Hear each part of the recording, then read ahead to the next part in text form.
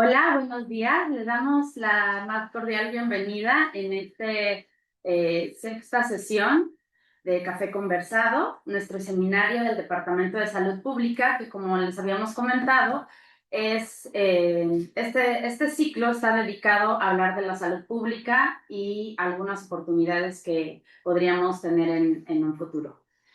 Para esta sesión vamos a estar hablando de inequidad y desigualdad y determinación social, bueno, determinantes sociales de la salud, o como comentaba el doctor Urbina, hablar en positivo, igualdad y equidad. Voy a hacer una breve presentación de nuestros dos ponentes, del doctor Luis Durán Arenas. Él es médico cirujano egresado de la UNAM, cuenta con 2 maestrías en salud pública y en sociología, así como un doctorado en Organización y Políticas de Salud por la University of Michigan. Su carrera destacada por haber ocupado la jefatura del Departamento de Salud Pública y la coordinación de programas de posgrado en la Facultad de Medicina de la UNAM, desde donde ha impulsado la profesionalización de la gestión sanitaria. Sí. Es miembro del Sistema Nacional de Investigadores y de la Academia Nacional de Medicina. Es director del Centro de Estudios del Reino Unido de la UNAM y coordinación de planeación del IMSS. Actualmente es profesor titular C de tiempo completo. Y el doctor Manuel Urbina Fuentes es médico cirujano por la UNAM y maestro en salud pública de la Universidad de Texas en Estados Unidos. Tiene una certificación en epidemiología, medicina comunitaria y demografía médica por la Universidad de Minnesota y la Escuela de Higiene y Medicina Tropical de Londres. Es miembro titular de la Academia Nacional de Medicina y coordinador del Comité para el Estudio de los Determinantes Sociales en México. Tiene el premio Gerardo Varela de Salud Pública y ha ocupado cargos directivos en el IMSS, en el ISSSTE y en la Secretaría de Salud, y en la Secretaría de Gobernación como secretario del Consejo Nacional de Población. Es profesor de la Facultad de Medicina desde hace 25 años e investigador asociado de la consultora Investigación en Salud y Demografía, INSAD, desde el 2007. Pues muchas gracias por aceptar nuestra invitación. Y bueno, para empezar a hablar de este gran tema que tiene muchas aristas y muchas dimensiones de las cuales podemos ir abordando, me gustaría preguntarle al doctor Urbina cómo ha transitado esta visión centrada en la enfermedad a una comprensión más amplia desde el campo de la salud pública, que incorpora no solo los factores biológicos, sino también los sociales, los económicos y los ambientales. Desde su experiencia, ¿cómo se articulan estos determinantes sociales de la salud con los procesos de inequidad y de desigualdad, específicamente para el contexto mexicano? Bueno, en primer lugar, quiero agradecer la invitación del doctor Escamilla y de la doctora Bellamy, perdón, y tener la oportunidad de compartir este conversatorio con un gran amigo como este, es el doctor Luis Durán, a quien conozco ya desde hace algunos años, cuando iniciamos aquí el programa del Departamento de Medicina General, Familiar y Comunitaria, y desde que éramos estudiantes. Y creo que el hecho de que se esté celebrando el 70 aniversario del departamento, pues adquiere relevancia este tema que nos han pedido que comentemos, no solo por lo que implica, sino porque los orígenes de este departamento, con el doctor Bustamante, cuando se formaliza, porque tiene antecedentes previos desde el siglo XIX, es lo que hace relevante el que se dijo desde hace mucho tiempo, desde Virchow, de la importancia que tiene la parte social.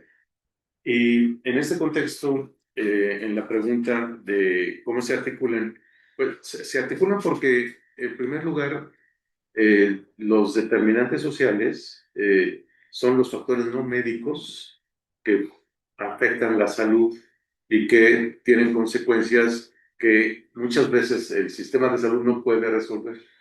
Porque las causas, y por eso es que se denominan los determinantes sociales las causas de las causas. Estas causas son las condiciones en las que uno nace. Uno no escogió a los padres ni en dónde vivir.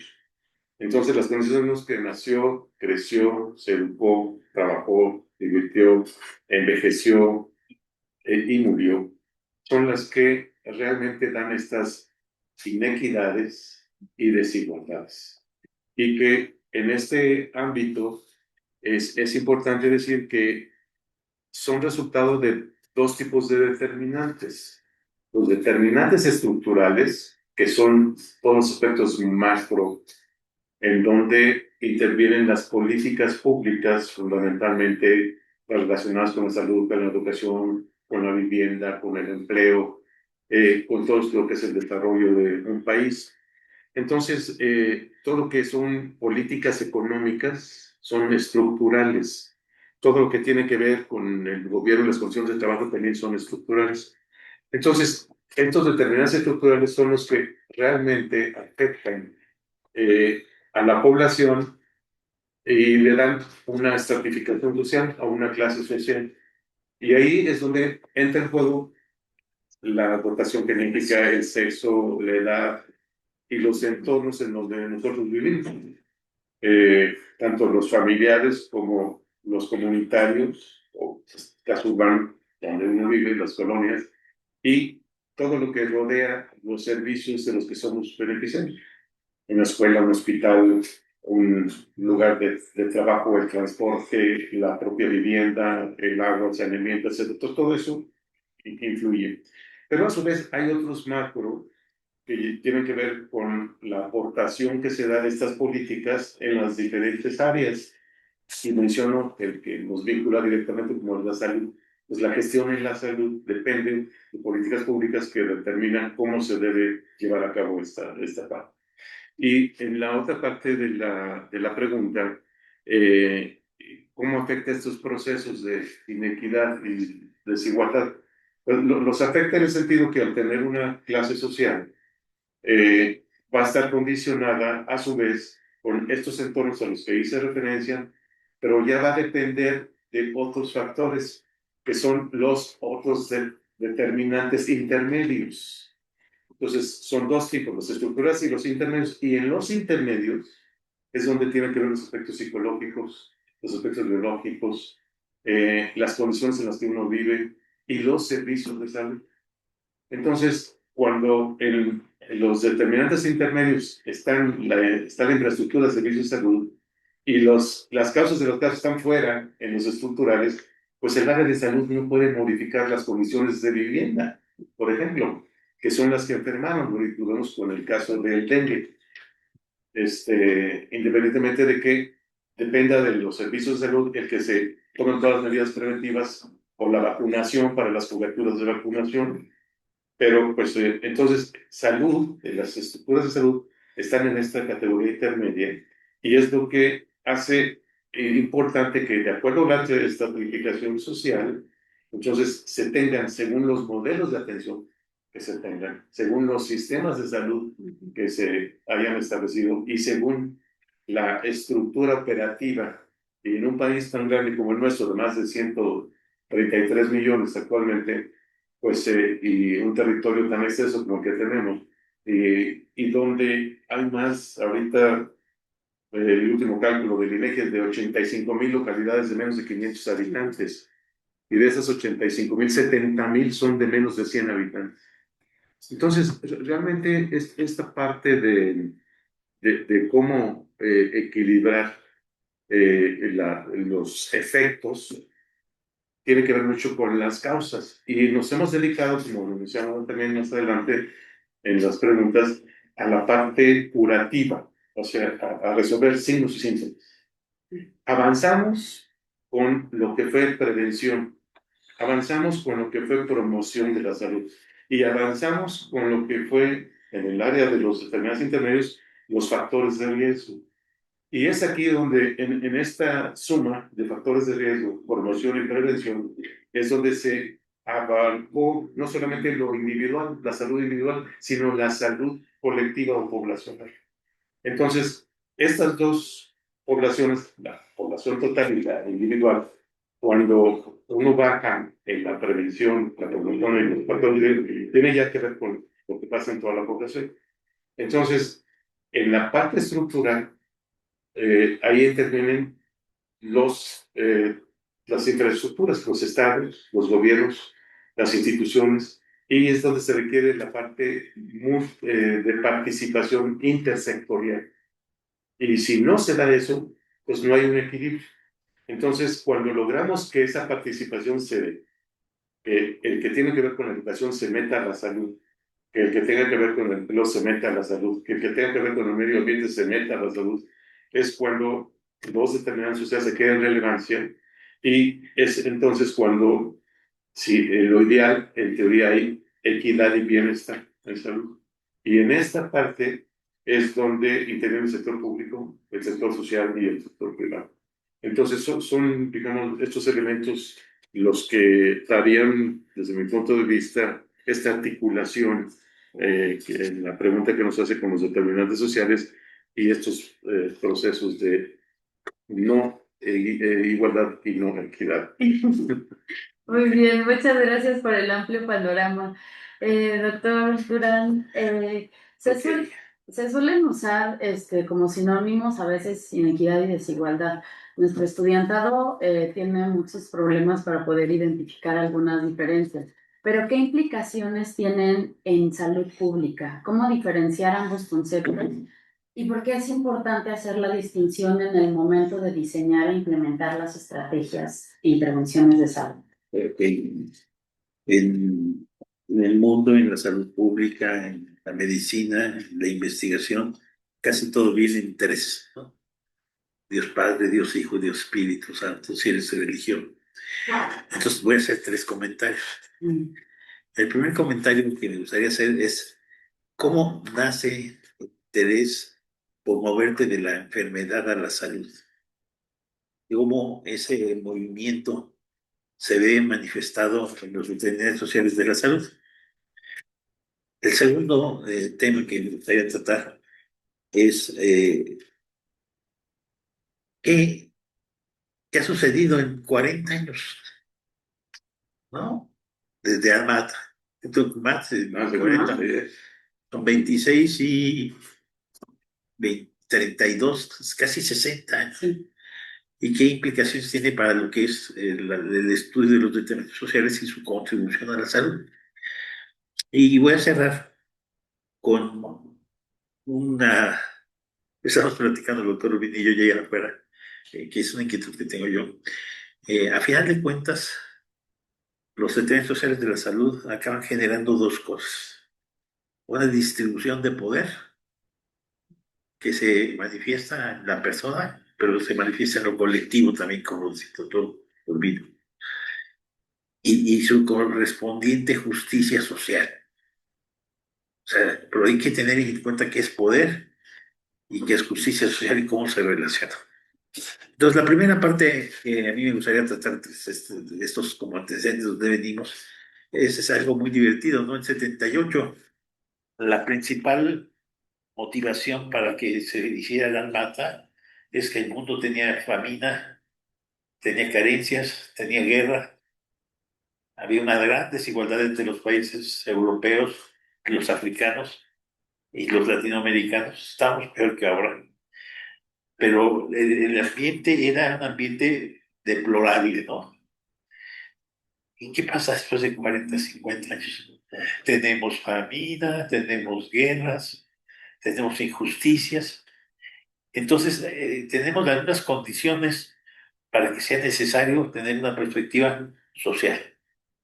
¿Qué desgraciadamente pasó en estos 40, que 50 años? Casi 60 años. No pasó nada. O sea, pasó mucho, pero no pasó nada.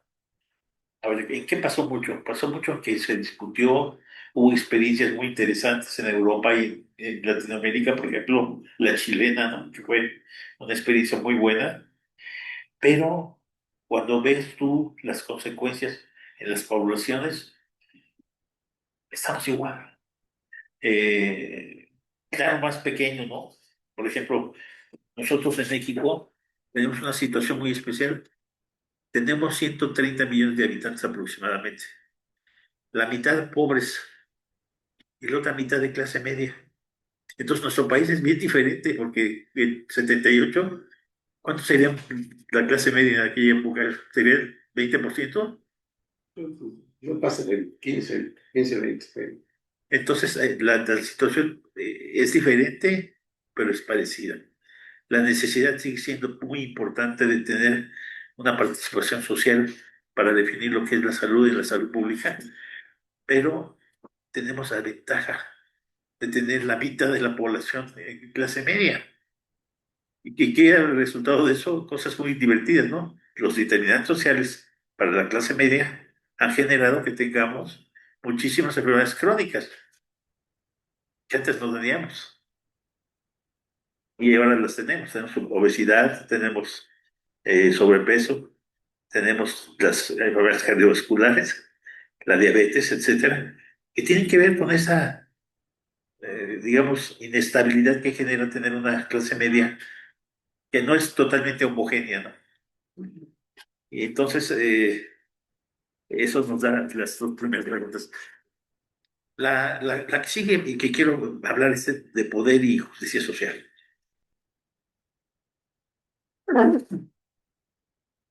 ¿Qué es poder? Poder es hacer que Manuel Urbina haga lo que yo quiero. Eso es poder. Que la gente haga lo que tú piensas debe hacerse. Ahí tienes poder. ¿Qué pasa con la salud y el poder? Que si no tienes tú una serie de aspectos que te generan poder, no puedes defenderte y generan una falta de justicia social. ¿Qué ha pasado con nosotros? Algo muy curioso. La diferencia entre la clase media y los pobres se ha magnificado. O sea, hay más clase media, ok, qué bueno, pero venimos arrastrando a la gente, el 60 millones de mexicanos, que no les hemos dado poder para que ellas tengan justicia social. Entonces tenemos una situación muy curiosa. Nosotros como México, es un país increíble. Si lo comparas con otros países latinoamericanos, se parecen, pero son distintos cada uno de ellos. Por ejemplo, agárrate a Argentina. Argentina también tiene una clase media bastante grande, pero su polarización es increíble. Tienen gente muy rica y gente muy pobre.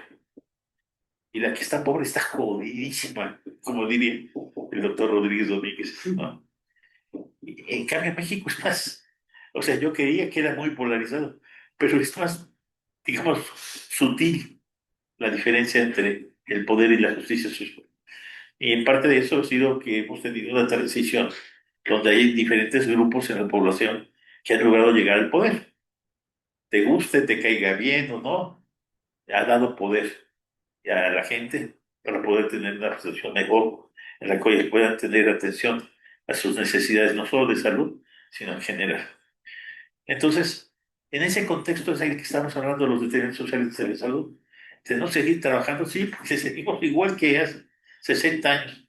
Guerras, famina, desigualdad. Pues no es posible que lo ataquemos. Voy a decir algo rápido de eso, pero inequidad, sí.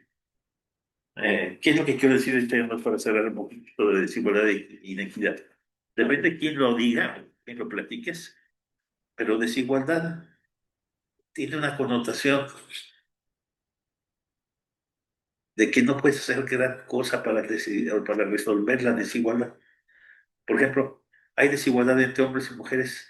Sí, pues tienes diferentes tipos, fenotipos, de enfermedades inclusive, que no puedes tú evitar que sean desiguales, pero lo que sí puedes evitar es que haya inequidad en el manejo de esas enfermedades. ¿No? Entonces aquí hay una gran discusión que hay que hacer con el feminismo, porque realmente, siento yo, se ha dedicado a buscar otro tipo de cosas, no el de empoderar para que haya justicia social. Entonces, desigualdad es un tema en el que poco podemos hacer, pero en inequidad hay muchísimo que podemos hacer y hay que tratar de recuperar. ¿Y la tercera? ¿Me falta un tema? Es que me comentaste que estas tres. Ya les dije, el contexto Ah, ok, ok. Lo integraste en el. lo fui muy Ok, desarrollando. ok, ok. Pues, coincido contigo, Luis, porque eh, todo lo que mencionas depende de algo que se nos olvida y hasta los que estamos en salud pública también, y quizás un sesgo personal, que es el denominador, es la población. Siempre hablamos del numerador y en este contexto la equidad juega un rol importantísimo, porque primero tiene que haber, en el sentido estricto, equidad para que haya igualdad. Sí, porque igualdad es que todos tengan lo mismo, o se llama igualdad. Sí, pero en esto que mencionaba el de las clases sociales, pues sí, no es la misma igualdad el que nació en un estatus económico que son igualitos, pero otro que nació en Totolapan, en el estado de Morelos, claro, que es un pueblo sin agua, de la agricultura, y a pesar de que desde la colonia pues no tuvo agua y ya después platicaré una anécdota de por qué ahora tiene agua. Y si lo comparamos con otra comunidad donde también trabajamos, que es Amacuzac, que ya está un río, entonces ahí están, hay igualdad en todos los servicios, pero las diferencias no son equitativas, no hay equidad. ¿Eh? Entonces, la mayoría de los que trabajan en Amacuzac son de caminos y pan federales, pues tienen casas, tienen tema, pero se enferman más que los de Totolapan, que no tienen nada, porque las infecciones son las que prevalecen por el consumo del agua o los más. Pero dijiste algo que me llamó la atención en lo que mencionabas y por eso hice referencia a eso del denominador, de las enfermedades no transmisibles, de por qué se está dando pues ahí va a depender de otro determinante que es la alimentación y que esta alimentación pues tiene que ver con la producción de los alimentos y que esa producción de los alimentos tiene que ver con la distribución y que esa distribución tiene que ver con el acceso en base al costo y que ese acceso y disponibilidad pues, va a estar condicionado por la estratificación social o la clase social y las conductas que condicionan el que se haya cambiado la dieta del mexicano, pues es lo que nos ha llevado a la obesidad. El principal problema de salud pública de este país es la obesidad y es el principal porque somos primer lugar en obesidad en niños y en adolescentes a nivel mundial. Nos ganan Estados Unidos y Alemania también ahora en obesidad en adultos, pero es mayor en la mujer que en el hombre la obesidad. Esa es la otra paradoja. Hay más sobrepeso en el hombre que en que obesidad. Y aquí en México también. Perdón. En México también la mujer tiene No, no, sí, en México también. Entonces, 7 de cada 10 tenemos sobrepeso y obesidad. Pero es mayor la obesidad en las mujeres que en los hombres. Entonces, tomando este punto de lo que es el poder, es el poder adquisitivo, no solamente el que tú impongas tus ideologías o tu manera de pensar, es el poder de conocimiento. Y en un país donde por medio de educación es secundaria, como es el nuestro, pues ese poder no se tiene, porque cuando se cambió la alimentación que en México era desayuno, almuerzo, comida y cena, a comida rápida, chatarra, a beber, somos el primer consumidor de Coca-Cola en el mundo. Y esto pues nos lleva a estos problemas que tenemos ahora que se manifiestan con hipertensión, diabetes mellitus, accidentes cerebrovasculares, todo lo que afecta.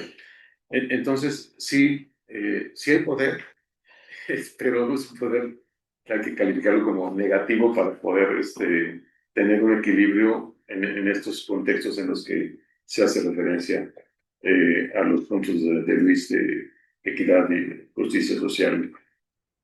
Sí, a mí me parece que es muy importante tú que dices, el poder es lo que te permite a ti tener justicia social.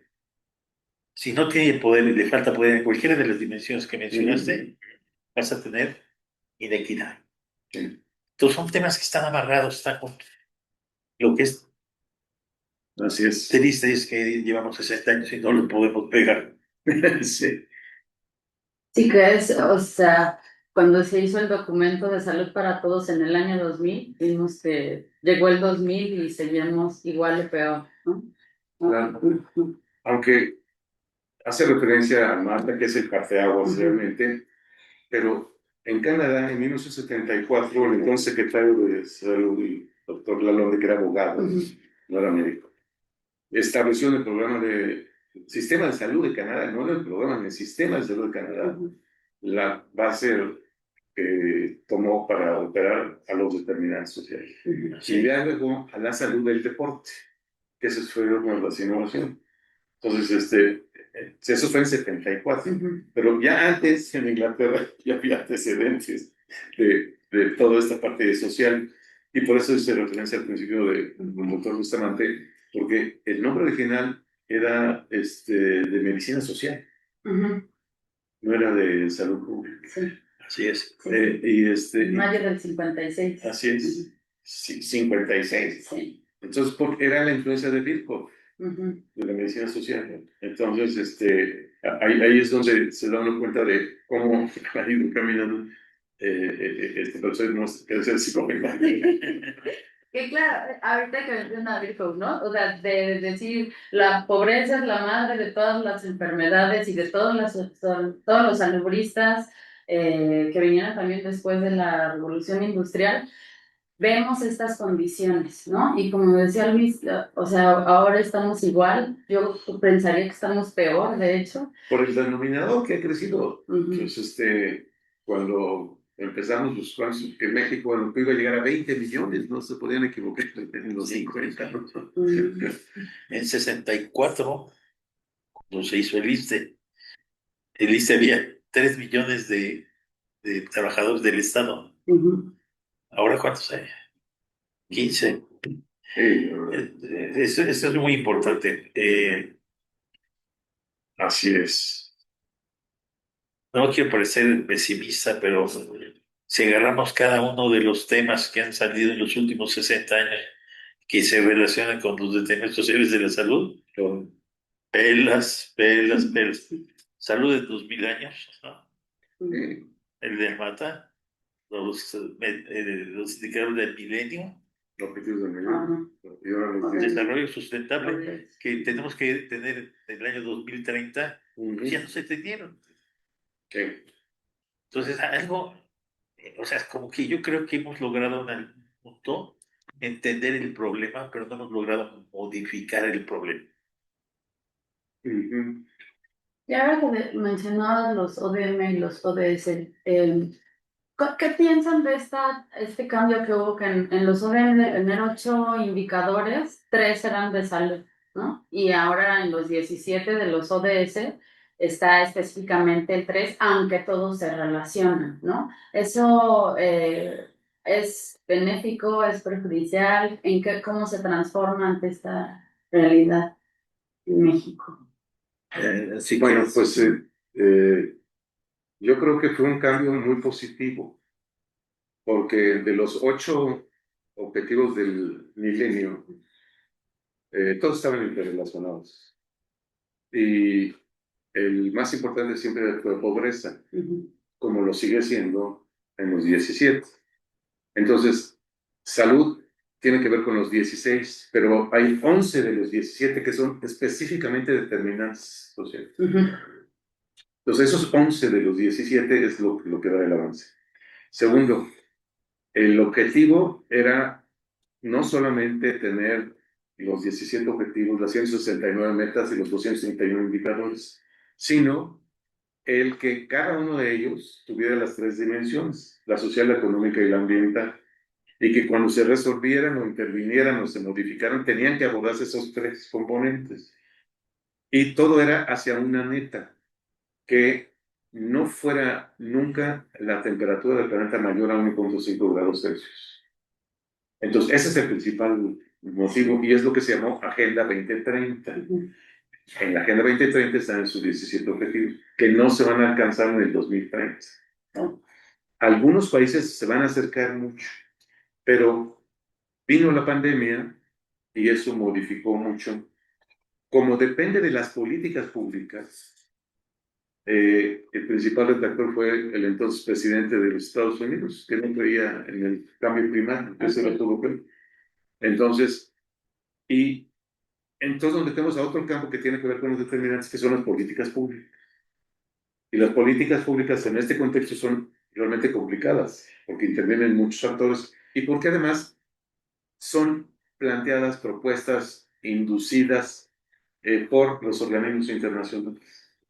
Son pocos los países que tienen la iniciativa, pero al tener la iniciativa, como quieren que sea perdedor, lo tienen que meter a las Naciones Unidas para que sea un consenso, una resolución, que es cuando se hacen, entre comillas, obligatorias o hay un compromiso por llevarlas a cabo.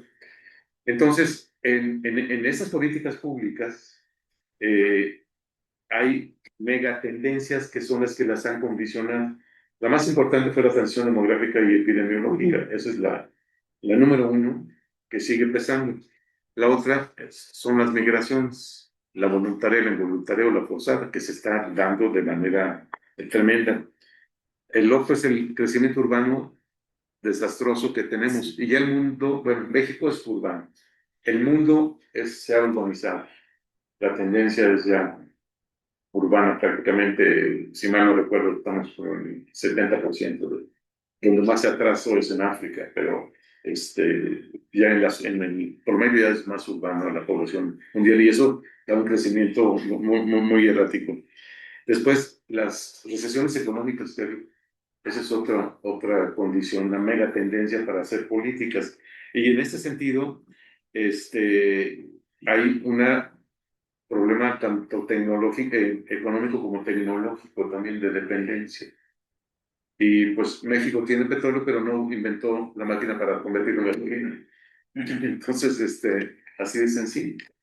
Inventamos aquí la televisión a color, pero la patentaron en Estados Unidos, no en México. Luis fue un mexicano, un ingeniero mexicano. Entonces, y la otra es el mismo cambio climático. Y este cambio climático es resultado de este denominador. Ahorita ya se estima que somos 8.300 millones de seres humanos. Sí. Entonces, sí, cada año son 87 millones. Entonces, todo esto ha generado tres grandes crisis: la energética, la del agua y la de los alimentos. Y ese panorama es lo que ha llevado a hacer políticas públicas y por eso se agrega, hay un grupo de expertos que se reunió en Barcelona cuando se discutieron cómo se hacían las políticas para los determinantes sociales, y fue cuando bautizaron como las causas de las causas. Pero hubo alguien que dijo que existen otras que son las causas de las causas de las causas, que son las políticas públicas. Entonces, las causas de las causas son los determinantes, y las causas de las causas de las causas que afectan a los determinantes son las políticas públicas. Y eso llevó a crear una comisión con la ANSEM y la Universidad de Boston para ver lo de políticas públicas y tener ahí una dimensión de ver qué políticas públicas habían afectado estas desigualdades e inequidades. Y fueron muchas. Entonces, por eso creo que cobra relevancia lo que dijo Luis del poder, que van a depender de las políticas públicas. Fíjate que aquí hay un tema bien divertido. Cuando habló de APS, por ejemplo, en Mata, quien hizo APS fueron los europeos, ¿no? Y no la hicieron siguiendo los preceptos de la OMS, la hicieron siguiendo los criterios y principios de sus sociedades. Entonces eso me llama mucho la atención porque cuando se ha visto el trabajo de las agencias multilaterales, el problema que yo creo que tienen es que ellas no han hecho su tarea. No, me refiero a los países que le dan seguimiento a estos grandes modelos multilaterales. ¿Por qué no lo han seguido? Porque no tienen las condiciones para llevar a cabo las políticas públicas.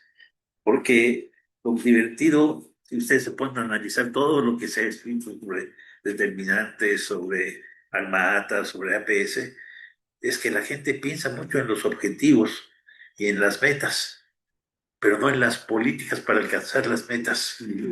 Y eso es un problema muy grave, ¿no? Porque ¿qué es la política? La política no es nada más ponerte de acuerdo en el gran tema que hay que tratar de solucionar en la sociedad, sino que tienes que generar programas y acciones para alcanzar las metas. ¿A dónde hemos tenido el problema?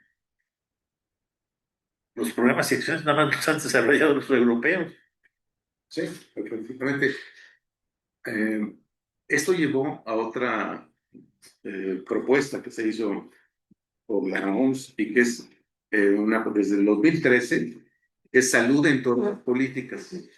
Y salud en todas las políticas es otro gran movimiento que está vigente para precisamente abordar esto que dice Luis.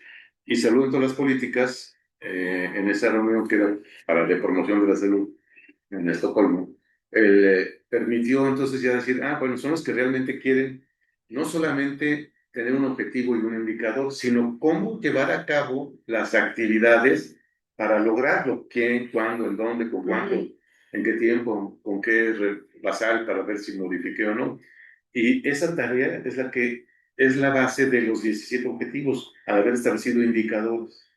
Porque entonces ya hay una manera de ver si avanzaste o no avanzaste. Se hicieron desde el 2000 al 2015 y hay un ejemplo muy lamentable en México. La razón de mortalidad materna que se propuso era de 20 como meta y llegamos a 35. Entonces, como cuando hacen los 17 objetivos, se sabía que África nunca iba a lograr eso, se subió a 70 la razón de mortalidad materna. Y entonces ahora México se adorna, pues ya rebasamos la mortalidad materna porque estamos, pero si vas a Chiapas es de 110. Y si te sales de las instituciones, Sí, eso es. lo que era antes la población abierta está regadísimo. Bueno, entonces y está aumentando tanto la mortalidad como, y lo acaba de publicar el UNICEF en el 24. Entonces, creo que aquí es donde hay esta importancia de las políticas públicas y la y que sería parte de la pregunta 3, ¿no? Antes de que nos vamos, déjame decirte otra cosa, es una anécdota. Ahorita se me va el nombre de la persona, pero nos vino a visitar aquí a la facultad una persona de la OMS, porque nos venía a platicar que en México le iban a dar o le dieron un premio por el programa de salud de la mujer. Y entonces yo sabía que el programa de salud de la mujer estaba muy bonito, tenía materiales, tenía pósters, tenía videos, tenía todo esto para decir que estamos haciendo nuestro trabajo, pero nunca se hizo, nunca fue a la población que lo necesita.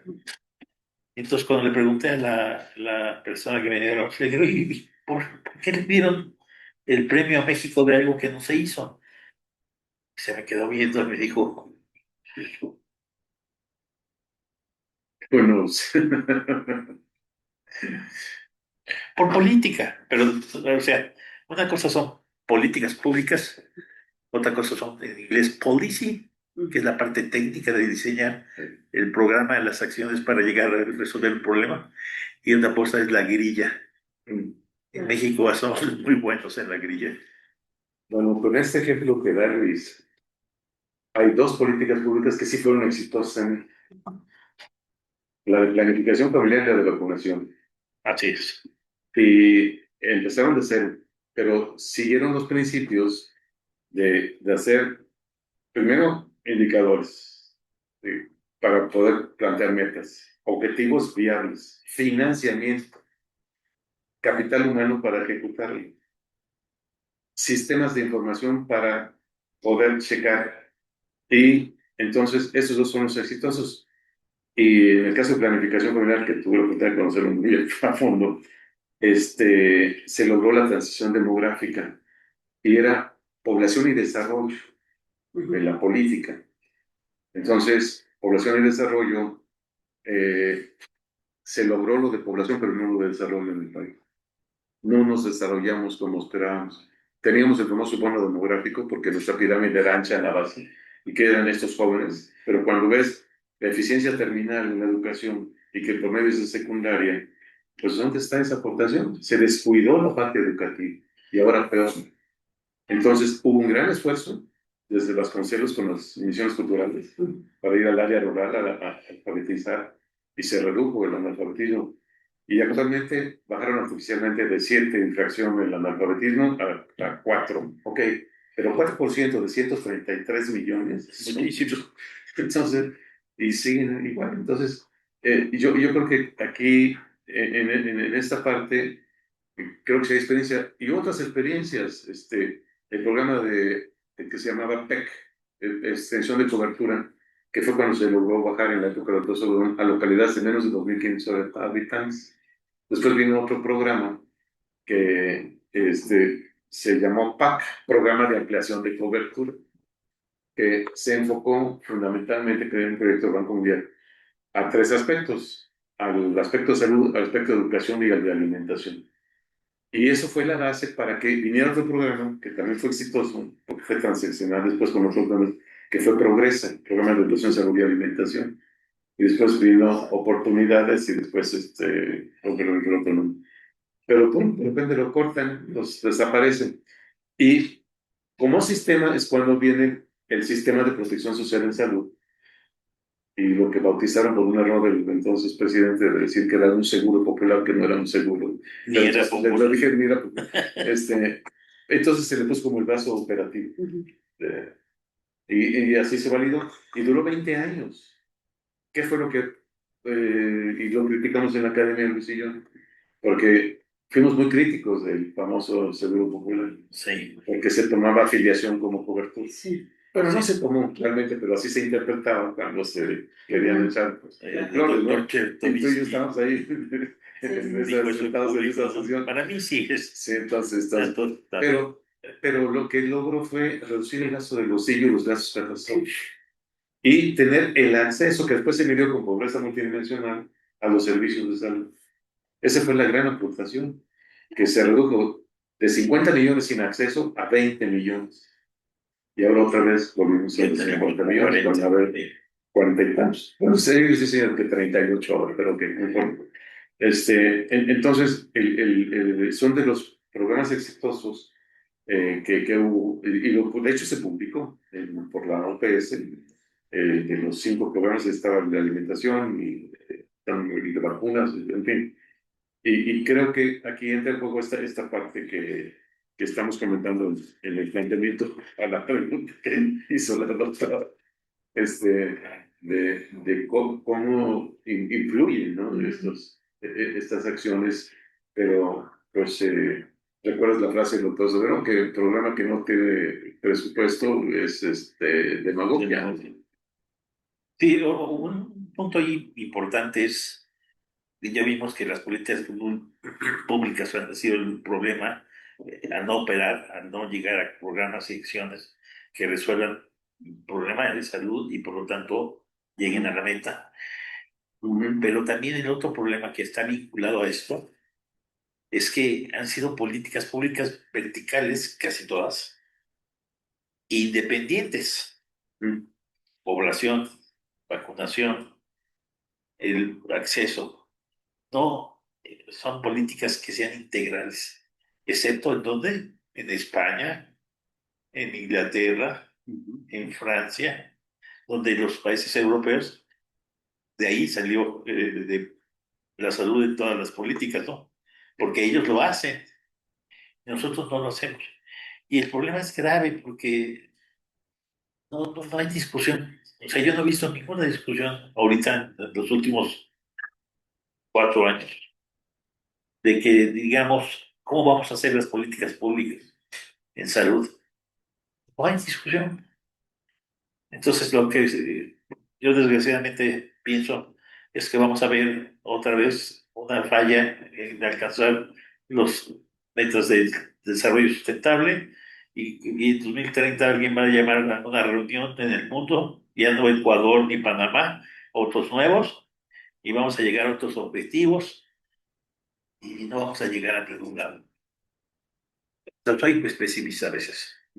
Fíjate que ahorita ya hay una transición, ya está hablando del 2050, y lo dijo Marmol en el informe que dio en el 2009 de los determinantes sociales, que un cambio requiere una generación, y una generación son 25 o 30 años según el país. Entonces, lo que iniciamos ahora va a ver resultados en 25 o 30 años. Y el hecho de haber establecido metas desde el 2000, con salud para todos en el año 2000, que no se alcanzó, que fue idea de Mahler, permitió entonces ya establecer estos indicadores. Y ahora son al 2050. Entonces, y es aquí donde cobra relevancia ahora, que ese es el movimiento que se está tomando para los post-objetivos de desarrollo sostenible, que ya se está trabajando, que ya no más faltan para el 2030, 4 años. Entonces, ya se está trabajando en cómo se van a articular y hay evaluaciones muy interesantes. Entonces, hacer al 2050, entonces ya permite meter las otras áreas que antes no se habían considerado cuando se inventaron los del 2015 y que tiene que ver con el enfoque sistémico que se sacó con la obesidad, que tiene que ver con todas las tecnologías que hay ahora, que siguen impactando la parte demográfica y epidemiológica, que sigue influyendo mucho esta transición hacia lo que será no la inteligencia artificial en sí, sino todos los equipos de comunicación. Y entonces ahora, de hecho, la comunicación no solamente es en estos medios, sino al transporte aéreo. El problema del COVID fue y bueno, como los mosquitos los traemos de Chiapas. La facilidad de la comunicación. Ya hay mosquitos, pero a la altitud de México ya tenemos aquí dengue, ¿eh? Sí. Creo que sí, no creo que Y la razón de que existe es que hay más comunicación. Exacto, entonces todo eso ha llevado a este cambio. Y el punto que quería destacar de este comentario es en relación a que tenemos los objetivos de desarrollo sostenible, las funciones esenciales de salud pública, la atención primaria de la salud. Y hay acuerdos internacionales que se dieron con todas las empresas, y yo anoté el nombre porque a mí me pareció muy interesante la propuesta, que se llama Pacto Mundial de las Naciones Unidas, donde son las empresas, y hay 10 principios que manejan, que los vinculan con los 17 objetivos, pero se van fundamentalmente con los derechos humanos, el trabajo, el medio ambiente y la lucha contra la corrupción. Y el otro es el que hicieron los empresarios en Davos. Ellos establecieron la red global de equidad en el Foro Económico de Davos del 23, y eso permitió entonces ya que sea la parte de los productores de la industria, los que, cuando ya ves que son empresas socialmente responsables. Entonces ahora ya son grandes empresas y el tema es brechas cero en salud, o sea, que no haya diferencias en salud. Entonces, esos dos movimientos son resultado de estos 17 objetivos. Y eso es lo que están dando base para lo que se vaya a proponer para los siguientes años. Entonces, ahí es donde viene, digamos, la oportunidad nuevamente de hacer algo. Y lo que dice Luis es cierto. Aquí no lo hemos hecho por las políticas públicas que hemos seguido y porque no tenemos un sistema de salud. Claro. Crecimos fragmentados y ahora segmentados y ahora hechos bola, porque es un verdadero caos lo que sucedió. Y cuando tú dices, no eran verticales, sí eran verticales, pero se hacían horizontales cuando bajaron a las 32 entidades. Y en cada entidad se hacían verticales para que bajaran a los 2.400 municipios. Y se hacían otra vez horizontales cuando bajaron a las localidades. Todas las que teníamos eran 150 y tantas mil, pero ahora, como se han ido urbanizando, ya son menos. Pero entonces, realmente, esa era digamos, la fortaleza de que tenían que ser verticales, de otra manera no hubieran tenido éxito.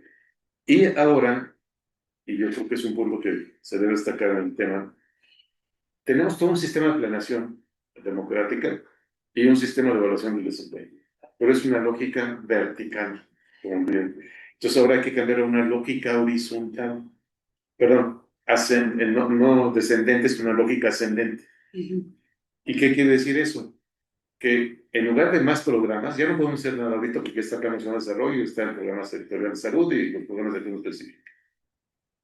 Pero hay una oportunidad en los 17 estados que van a cambiar ahora en el 27, porque tienen que hacer programas estatales de desarrollo, programas municipales de desarrollo, programas estatales de salud, programas municipales de salud, y es ahí donde se está trabajando en la academia con Pepe Nardo para hacer propuestas del sistema de salud que debe tener México. Pero la única salida que yo veo es nada más en nuestro estado, porque ya no vamos a producir nada, ya está hecho todo. con indicadores mal hechos además y basales que las que les convenían. Entonces, sumando esto y viendo al 2050, creo que ahí cobra relevancia lo que decía Luis, en el sentido de que es ahí donde van a tener las opciones y las políticas.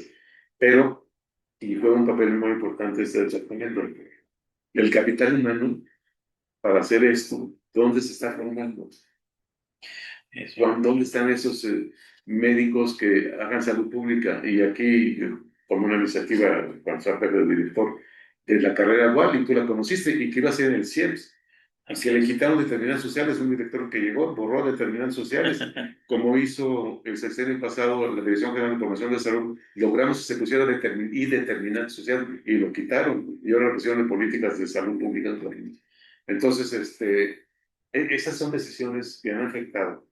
Y en lugar de avanzar, están en proceso.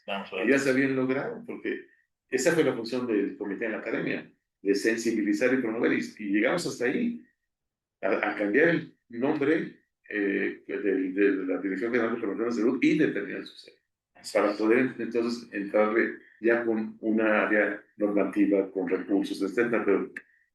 Y funcionó con los municipios urbanos, que ya los echaron para atrás. Bueno, y ahora lo están viviendo. Y ya están descubriendo las funciones esenciales de la atención primaria y los determinantes en el papel. Entonces es un punto que creo que hay que recuperar. El determinante intermedio de la salud es el sistema de salud. ¿Qué sistema de salud requerimos los mexicanos, los peruanos, los panameños? Pues son diferentes, porque tienen diferentes contextos y desarrollos históricos. Por ejemplo, yo creo que si ya te metiste a meter el IMSS Bienestar, deberías decir, ¿saben qué? Vamos a hacer el IMSS nacional. Y entonces vamos a tener un solo sistema para todos. Eso se llama igualdad. Porque ahorita no tenemos igualdad entre el IMSS Bienestar y el IMSS ordinario. No se, no se dan los mismos servicios. Eh, podemos hablar en detalle, pero en términos generales, el IMSS Bienestar tiene primero y segundo nivel. Y el IMSS ordinario tiene primero, segundo y tercer nivel. Bueno, tú escribiste el libro, pero estabas con Hernández, ¿no? Sí, es. Ahora, entonces, un primer punto que tenemos que hacer en México es discutir el sistema de salud y comprometernos a una forma de sistema de salud.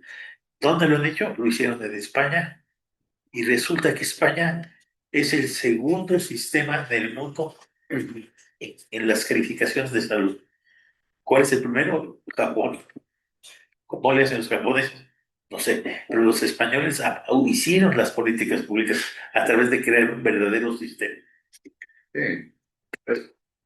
El punto aquí, que para mí es el más complicado, es que si no hemos tenido esos sistemas, recursos positivos, es porque no invertimos en salud. Es el punto. Por lo que se tiene de inversión más grande, porque no evaluamos. Son esos tres factores los que han influido mucho. Claro. Y yo creo que ahí es donde pues, está el reto para las siguientes generaciones y de los que se están formando en este campo. Y iba a comentar de que era la famosa carrera dual. Nosotros terminamos la licenciatura y al salir al servicio social y eres licenciado y tienes opción a una maestría. Entonces, si se cambia el internado y el servicio social, y en el internado tú metes epidemiología hospitalaria, con las cuatro troncales, y en el año de servicio social, en lugar de ir a copiar el informe que hizo el pasante anterior, y poner los datos actualizados, los preparas 3 meses en cómo hacer investigación de campo, cómo motivar a la comunidad, 3 meses para que hagan el estudio, cualquiera en base a prioridades, y 3 meses para evaluar, son 9 meses que se tienen, y puedes entonces aplicar y tener derecho a salir con la maestría, independientemente de que tú quieras ser un especialista en cardiología y que apliques el examen, pero ya tienes las nociones de salud pública, 2 años sumados a los que se dan en las básicas. creo que lo que platicaba con Ricardo. Claro. Hicimos la evaluación, pero aquí tenemos un gran problema, que son los docentes, no los educandos. No están actualizados los docentes. Y un programa dual, Y está el programa, pero siguen el que ellos quieren, no siguen el que se debe hacer. bueno, un programa dual que sería para todos los estudiantes de medicina. Sí, para todos, no, para todos, no, Porque ahorita, no. ahorita tenemos la posibilidad que hagas la maestría, perdón, 20 por generación. Entonces vamos a No, no, estar. no, no, no, Y no, es no, en la no, no, no, siguiente. no, no, la propuesta que se hizo, la propuesta que se hizo era para todos los estudiantes de medicina. Claro. Y entonces aquí entró en competencia con el doctorado que lleva Ana Pfister. Ujú. De hecho, me pidieron que participara porque, y dejé lo de, aquí trabajé con Lilia Yamamoto, Lucía Yáñez y los de la generación intermedia con la Esto fue en los 90, ¿no? No, no, no, hace 10 años. Cuando salió Narro y estaba grave, con grave lo hicimos.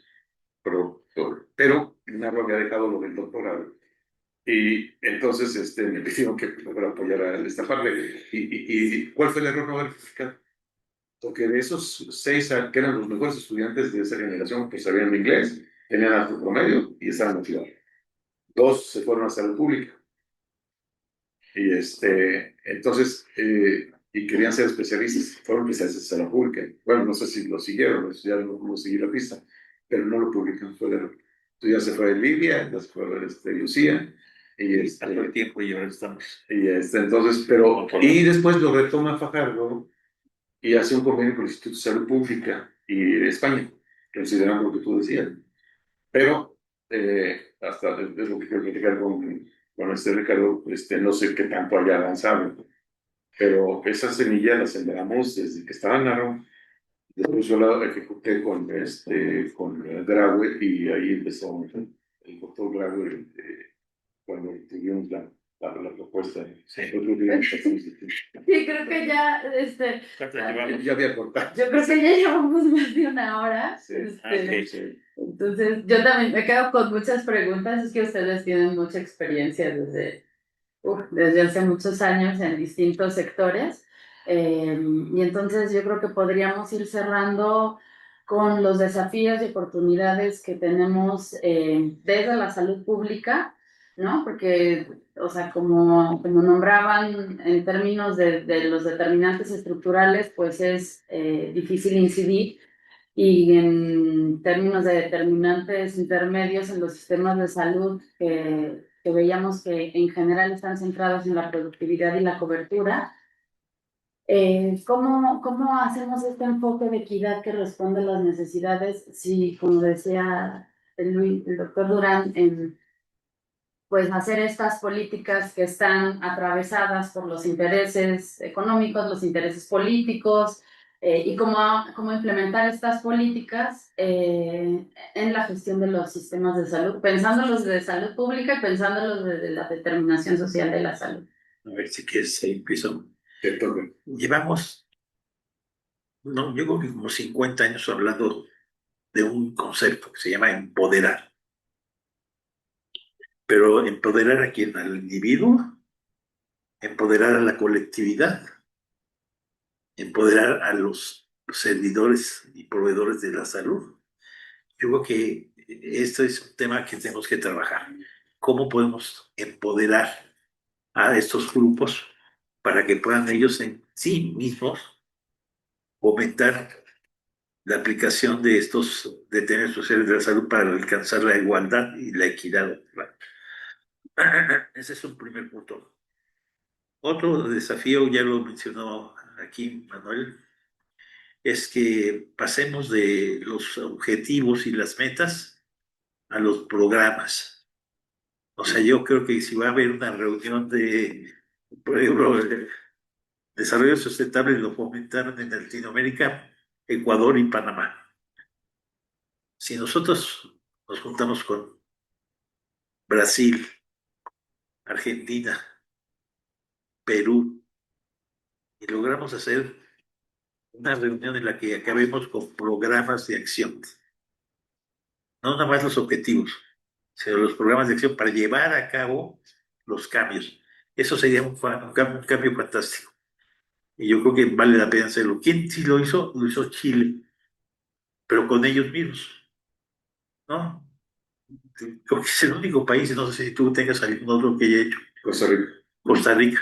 Pero digamos, con la fuerza que hicieron los chilenos tenían una subsecretaría de determinantes sociales de la salud. Sí, que ya me quitaron Y Costa Rica no tiene ejército, ahí también es mucho presupuesto que se va a salir. Bueno, tiene un sistema único, que eso es lo Sí. que funcionó en la seguridad social. ¿No? Es el ejemplo. Y lo Y, chistoso, y, y, perdón que te interrumpa, Manuel, lo chistoso es que Costa Rica copió al IMSS. bueno, el IMSS fue una iniciativa, lamentablemente dependiendo de la situación laboral, pero como modelo, pues tuvo muchas ventajas. Sí. Pero yo creo que además del el cambio se debe dar hacia los problemas. Ya hay muchos programas, pero ¿cuáles son los problemas que no hemos resuelto con esos programas? Entonces, mis prioridades serían los problemas de salud. Y ahorita es la opción que tenemos. Y por eso esa lógica ascendente. El problema aquí, con lo que tenemos, y hay 4 ámbitos en donde no hay opción para los determinantes, o sea, donde uno vive, donde uno estudia, donde uno trabaja y donde uno se divierte. Entonces, estos 4 ámbitos son los que desde 74 la LONDE los tomó y por Claro. eso en donde se divierte metió lo del deporte. Ujú. Y siguen siendo vigentes. Entonces, si analizamos las condiciones de vivienda en donde se encuentra, y ahí tiene un dato si analizamos las condiciones donde se estudia, donde se trabaja, y por eso se inventó la salud ocupacional, Claro. y todo lo que son los espacios para recreación, Ujú. pues ahí son las áreas de operación para resolver estos problemas. Y creo que esto es una ciudad universitaria. Aquí se puede hacer.